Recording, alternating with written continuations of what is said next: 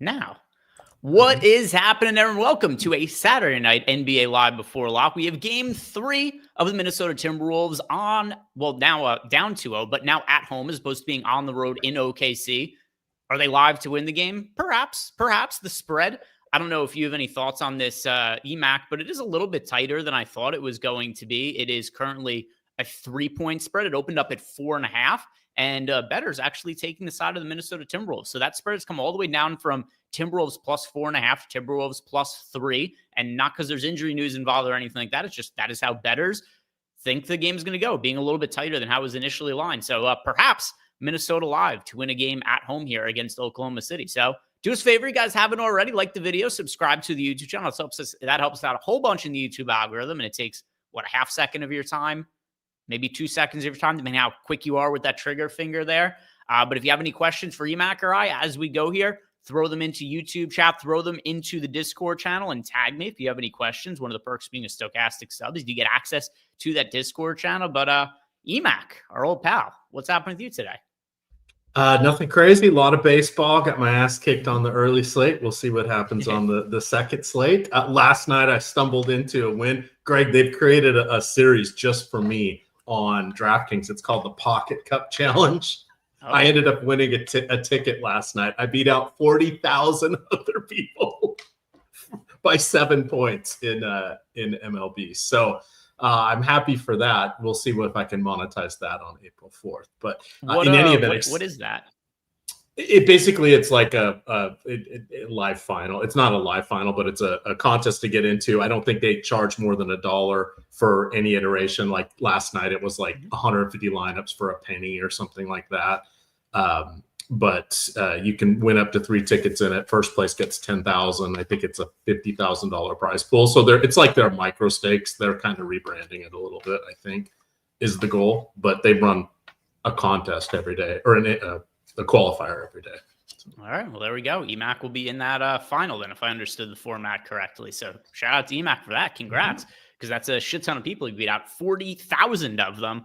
And if you guys want to have success like EMac and give yourselves a chance to make some money and pull in 40,000 or top 40,000 entries, best way to do it is sign up for our sims for any of the sports that we have here. You can either do it just through the link below. You can go to the sign up page on the site, or take advantage of our link join offer for each one of our partners that you sign up for. You get 1 free month of a core package for a single sport of your choosing. So if you do want to get a single sport NBA core package for a month, that's going to cover you for the rest of the season. If you want to get one for baseball and maybe you want to try out the baseball tools for free, well, actually even better than free, because a lot of these sites also offer deposit bonuses. Go check them out. Link down below in the YouTube description box. You do have to go through that link. That's for tracking purposes, so that the sites are able to credit us and they know that you did get to the site from us. So if you're going to sign up and take advantage of that link join offer, make sure you do it through that page that we have down below. EMac, right off the bat here, I want to know any general thoughts on this game. Is there anything you think that could possibly change for starting lineups or anything like that? We were talking about it a little bit before the show started, but anything you think that might be different for game 3 relative to game 2? So the biggest moving parts that we can see between the teams are Rudy Gobert and Isaiah Hartenstein. So Hartenstein played 27 and 20 minutes in the 2 games. In the first game, Rudy Gobert ended up with 2 fouls in the first 97 seconds or something like that. Hartenstein stayed out for his first quarter rotation, and he hasn't marked every minute that Gobert has. So they've each played on the court without the other there. But I think they're the biggest moving parts for both sides, and I think they're kind of correlated together in this one. I bring up Hartenstein because I think it's 56 or 5,900 on FanDuel. He is a pretty intriguing discount dandy, because we have to think he's going to have a floor of at least 20 minutes. It's where on that 20 to 27 range does he go? Because on DraftKings, he's like 30% more. So it's like, I don't know if I want to go after him on DraftKings. But part of the FanDuel appeal is blocks. And I think he only has like 3 in the last 7 games or something like that. He's not getting a ton of them. So it's, these are the kind of decision points and minutia that we're working on. I think those are the 2 spots. Who is the surprise first quarter rotation guys from the Thunder? We've seen kind of a different mix in between the first quarters and the third quarters, and who makes it. That's kind of interesting. Aaron Wiggins is assured of probably starting, assured as much as we can, starting the second and fourth quarters, but those are probably his only 2 rotations outside of mop-up duty, but he is pretty cheap. He looks like a fine discount dandy on both sides. So that's where we are. If we look at the key players, I mean, the big 3 guys are just going to be out on the court a ton. Chet's a bit of a wild card. I'm counting Jalen Williams as a big 3. I guess it's the 4, the top 2 for each team, in Jalen Williams, SGA, and Ant and Randle are going to be the ones. But Randle had a terrible shooting in the last game, right? We live and die by what happened in the last game. Naz Reid 1 for 11, Randle 2 for 9, or whatever it was. It's kind of fun here though. So we'll see. And then to answer your question, who's going to win?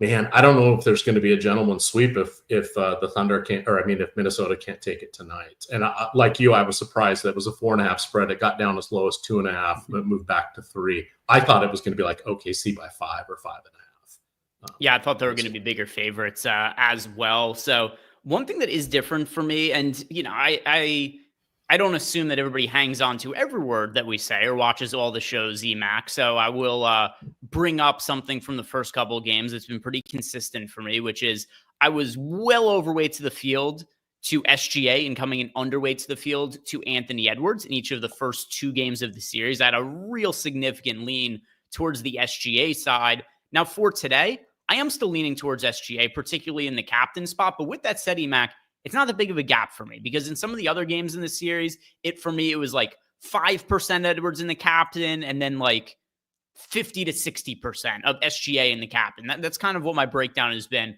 off memory for the first couple games of the series. Now, I still lean towards SGA between the 2 of them, but the difference is I actually do have 22% of Anthony Edwards in the captain, which is quite a bit different from what I had in the first couple games of the series. So this is going to be a decision point for a lot of people. You've got $11,400 Anthony Edwards, $12,200 SGA. So SGA more expensive, and the gap has gotten a little bit wider than it was earlier in the series. But a lot of people are going to be building a lineup or 2 and trying to contemplate which star do I pay up for? Do I pay up for SGA? Do I pay up for Anthony Edwards? Do you have a preference between the 2, or you kind of split? I'm going with Anthony Edwards, but I've also bet the over 31 and a half points for SGA. So, I mean, this is one of those,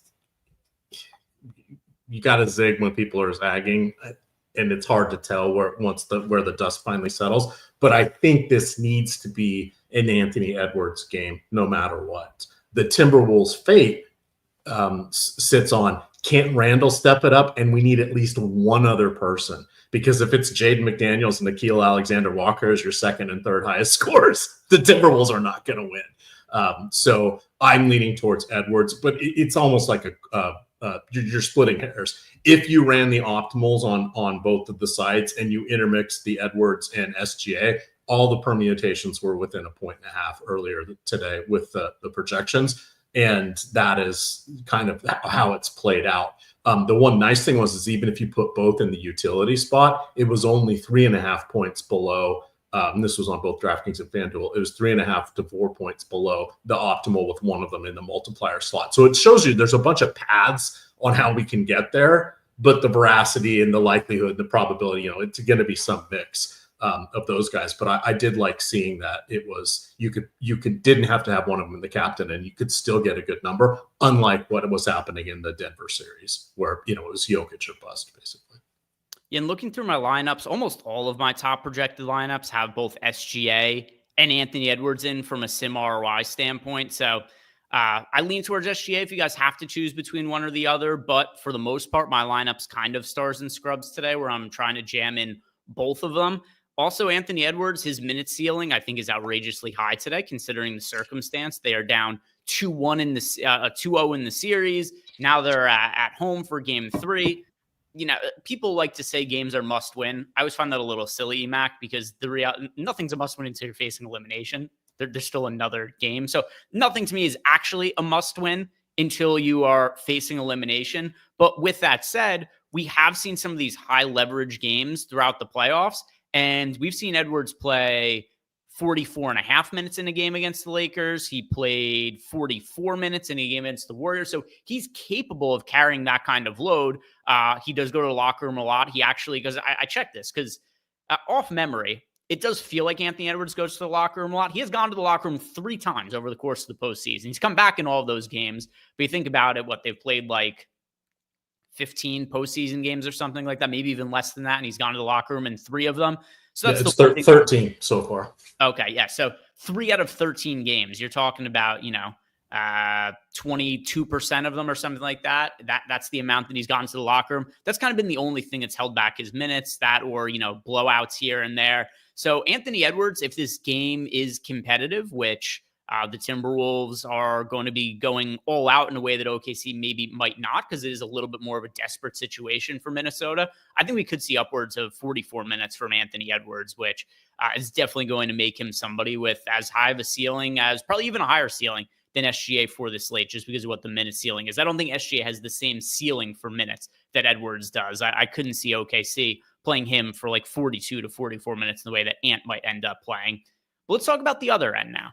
If we know we like paying up for both of the guys, we're going to have to find value somewhere. It can't just be like, who I like playing today? SGA, Edwards, Jalen Williams. Oh, Chet, he's nice as well. Eventually, we're going to have to save salary, or else we've found some way to rig the system, which I don't know how to do. You don't know how to do. I've trolled and pretended I do sometimes. It's gotten me in trouble at points in times of past because people take these statements very literally. Hit my microphone over.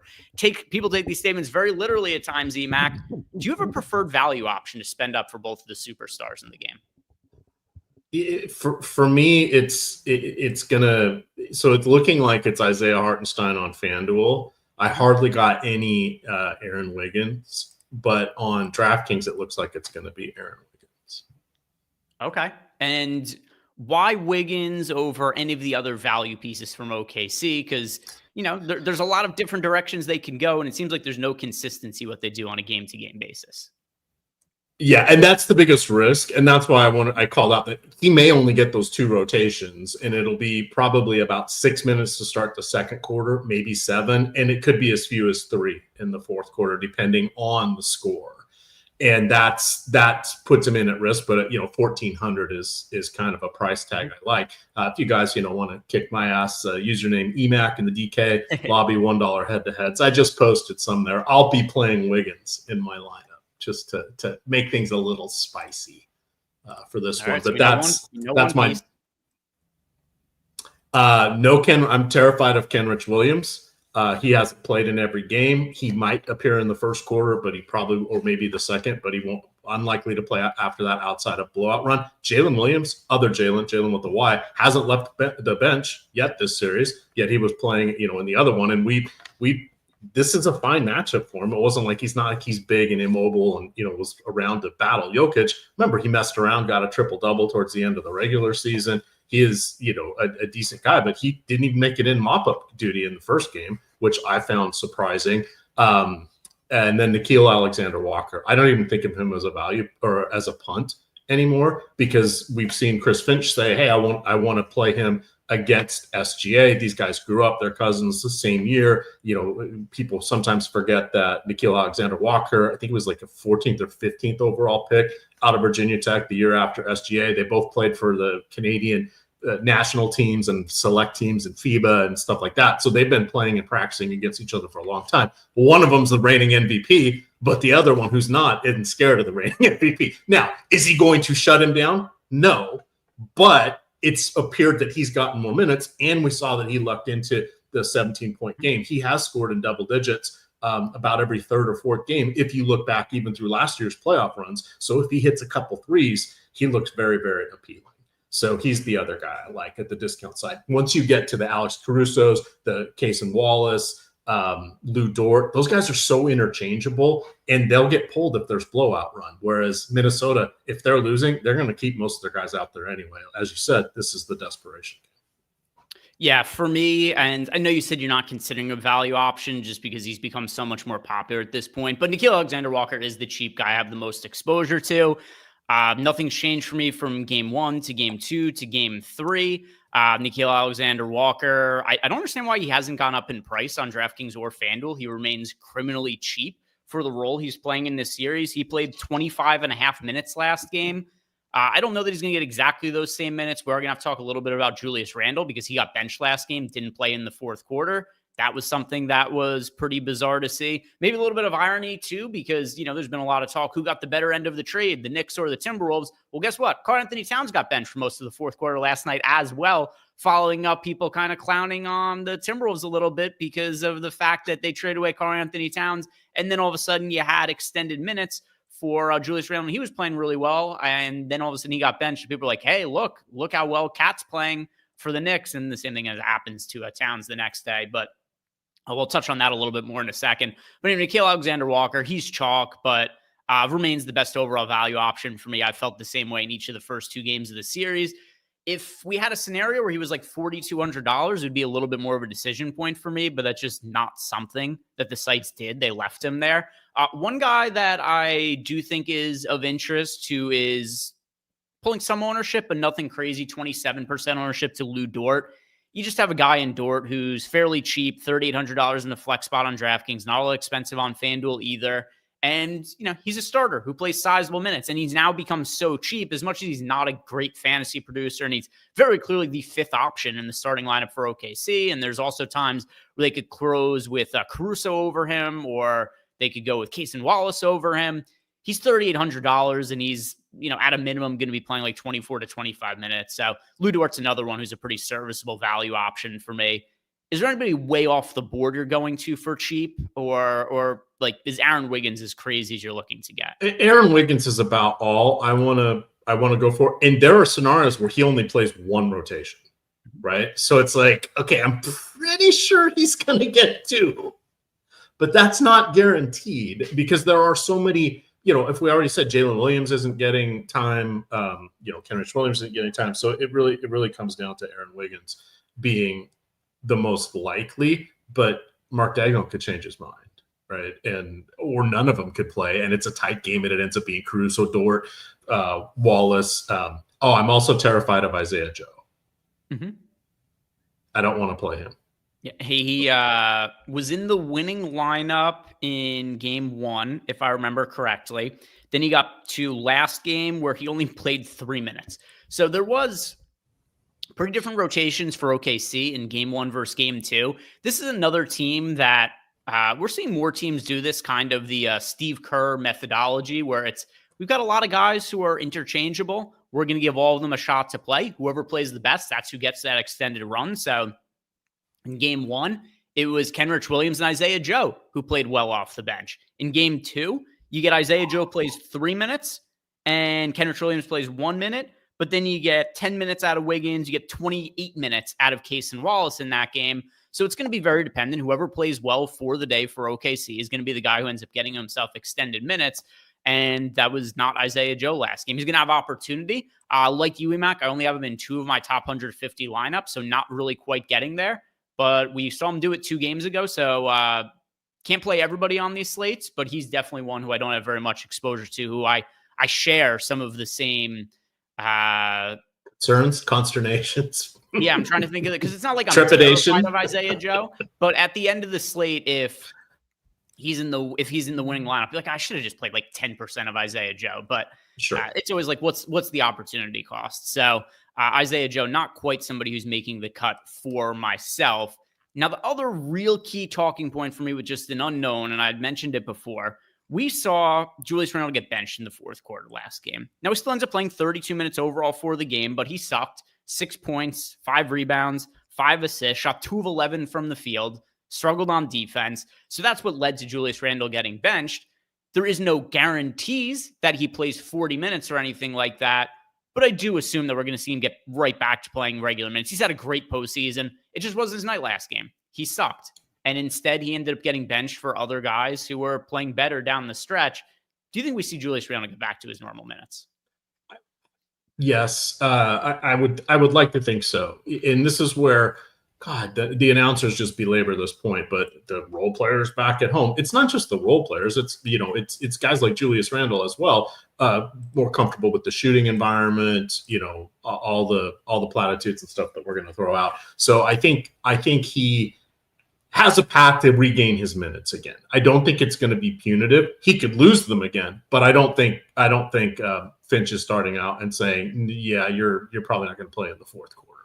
It's well, we'll see where we are, but he's still their second best offensive player. And even though he doesn't space the floor and doesn't quite fit into the flow of things, and sometimes is a ball stopper, he's still their second best scorer.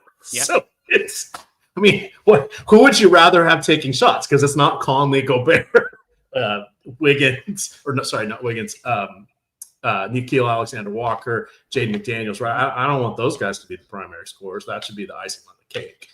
And that's the weird thing, because I felt that more people would step up for Minnesota in this series, and Ant would be kind of the one that they were focusing all the attention on. I mean, they got world-class defenders up and down that Oklahoma City roster, but I thought that would enable some of them to step up a little more consistently than they have been. But maybe the OKC defense is really, as Josh says, really is that good. Like one of the most amazing collections of talent that we've seen at every single position, plus 2 reserves. So, I don't know. Yep. Yeah, I think the most likely scenario is that we see Julius Randle get right back to playing his normal minutes. So yeah, I do like going back to Randle. Now, with that said, though, I have so much more of Anthony Edwards and SGA that if I was just playing a lineup or two, Randle probably wouldn't be in those. I'd be prioritizing the other spend up options, but I don't want people to overlook Randle and think that what happened last game is just the new norm for him going forward. Off game, it happens. I assume that as long as he plays his, as his normal self, we see his minutes go back to normal today as well. Anybody in the mid-range that you're liking to be contrarian with? Because with the slate being very much stars and scrubs, Jalen Williams pulling a bunch of ownership and SGA, Nickeil Alexander-Walker, the mid-range is kind of going overlooked a little bit on this slate. Chet 34% owned, Hartenstein is 18% owned. You got Naz Reid is 23% owned, Caruso's 25% owned. Any of those guys in the mid-range that you like? Because any of them that you're overweight to, you're kind of differentiating your lineup set.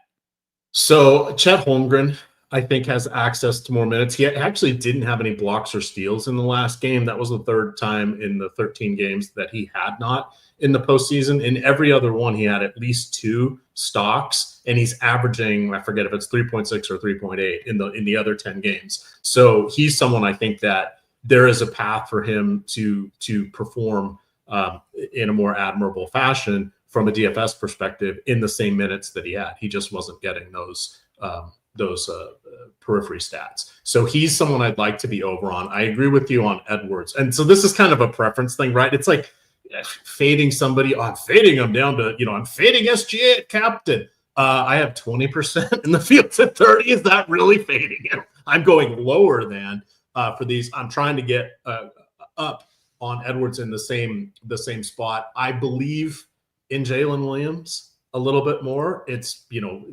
20 plus points in 2 of his last 3 games. So that's one of the Denver games. He kind of was not having the best series in Denver, but it looks like he is back to being that. He's a borderline. He's in the all-star conversation. I think he'll be in the all-star conversation next year from an offensive perspective. I think he's already there from a defensive perspective. I don't know if that's enough to make the team, but he's a good 2-way player, not the same as Edwards or Gilgeous-Alexander by any stretch. But I think he is someone that I want to be over on in the captain spot, and I wouldn't have said that coming out of the Denver series. So that to me was a little bit surprising as I was going through, the game flow box scores on Popcorn Machine today when I was writing the article. So the other guy I like is Naz Reid, who personally has cost me thousands of dollars by just falling short. Missed it by a point on a parlay in game 2 a couple years back. I did a ridiculous alternate overs for a spot start game, and I missed turning 50 into 2,500 because he just needed one more rebound. So this is now personal. He owes me money, so I'm going to play him.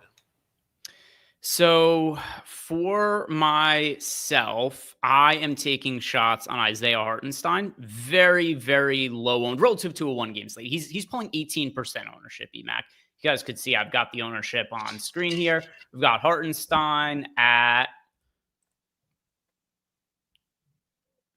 18% ownership overall on DraftKings, 2% ownership in the captain spot. FanDuel, a little bit different of a situation as far as ownership goes, just because he is so much cheaper there. So Hartenstein over on FanDuel, where he is $5,600, he's 37% owned, 6% owned in the captain spot. Although I still like being overweight to that mark on FanDuel as well.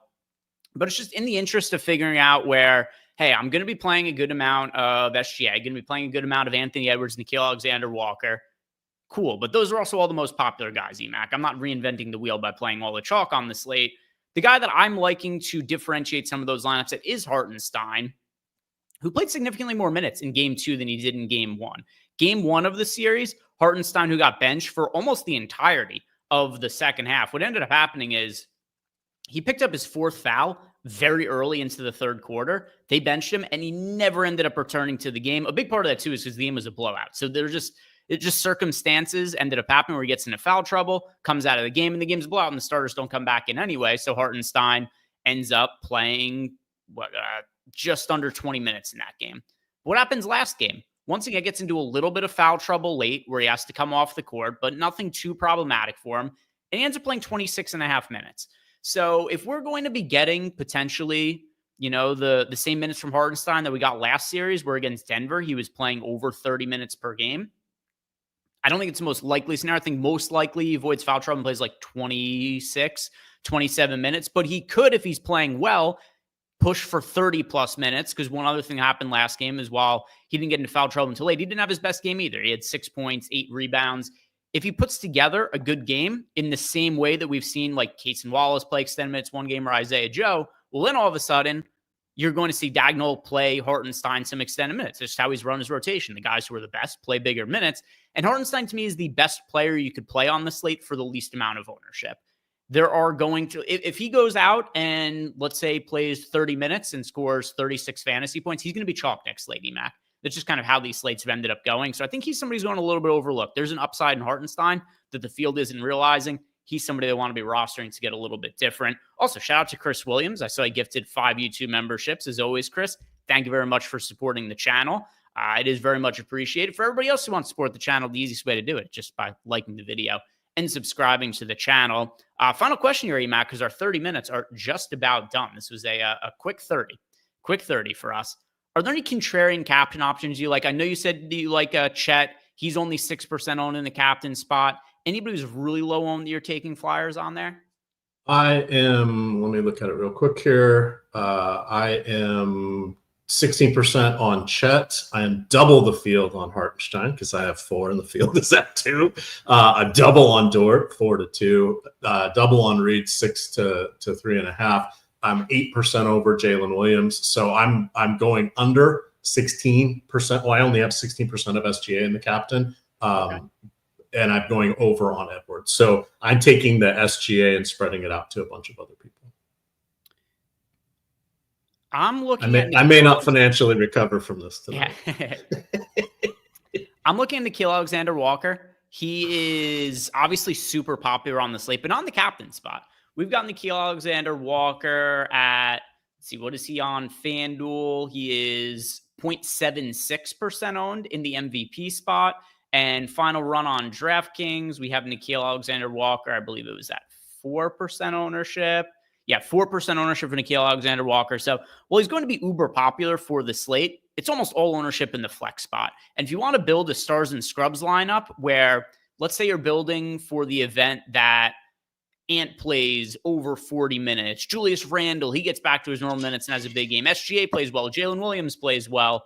There's a scenario where you're just going to have to be cheap at captain. And that's where I think Nickeil Alexander-Walker, how you could play him and have a little bit of a different looking lineup, considering that he is only 4% owned in the captain spot. So I like him a little bit if I'm going to be punting at captain, EMac. I think he's the most reasonable punt captain option because I don't know how much upside there is. And, like Isaiah Joe, we talked about him, or we talked about Aaron Wiggins. These are guys who could be, okay for the near Flatman price tags in the $1,400 salary in Wiggins' case, but there's an actual ceiling in Nickeil Alexander-Walker. So I took a couple shots on him.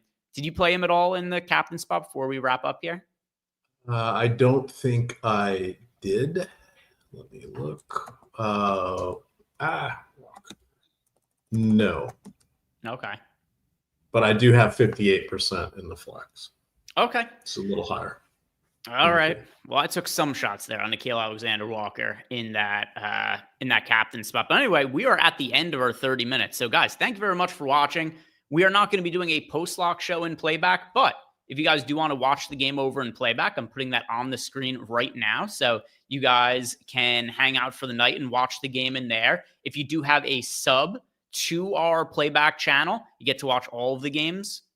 Doesn't matter if you have League Pass, doesn't matter if you have cable or not, get to watch all of the games in playback if you do have a playback subscription to our room. And then also, if you want to take advantage of it, anybody who does have an active subscription to playback, you could message me on Twitter and I'll shoot you a DM for 50% off any single sport core package of your choosing. So a little bit of other added incentive if you want to sign up for our playback subscription. Other than that, any final thoughts, EMac?